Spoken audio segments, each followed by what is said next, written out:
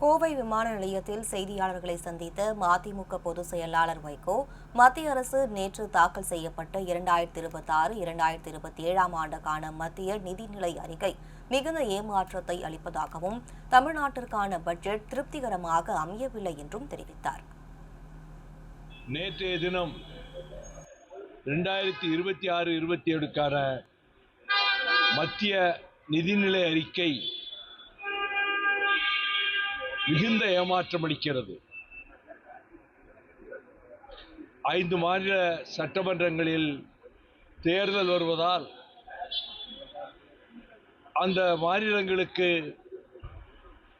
அதிக ஒதுக்கீடுகள் செய்யப்படும் என்றெல்லாம் எதிர்பார்த்து போய் இருந்ததெல்லாம் ஏமாற்றத்திலே போய் முடிந்திருக்கிறது. அதை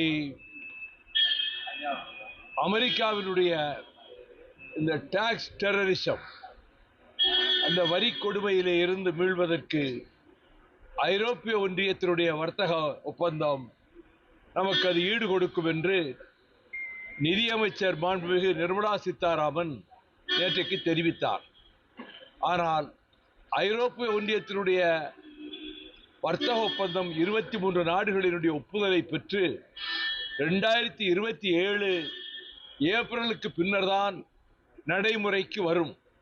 இந்த ஓராண்டு காலத்திற்கு அப்படியானால் எந்த விதத்திலே மத்திய அரசு சமாளிக்கப் போகிறது என்பதற்கு எந்த விதமான தீர்வும் சொல்லப்படவில்லை. அது மட்டுமல்ல, கச்சா எண்ணெய் விலை $50 இருக்கிற இந்த நிலையில் கூட பெட்ரோல் டீசல் விலை குறைக்கப்படவில்லை. கோவை, கரூர், ஈரோடு, திருப்பூர் ஆகிய இந்த பகுதிகளினுடைய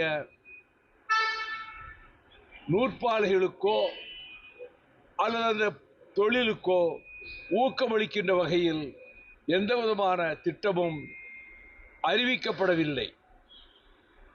அது மட்டுமல்ல, 11.7 லட்சம் கடன் நாங்கள் வாங்கப் போகிறோம் என்று சொல்லியிருக்கிற நிலையில் 7% வளர்ச்சியை நாங்கள் நெருங்கி விடுவோம் என்று சொல்லுவது ஏற்கத்தக்கதாக இல்லை.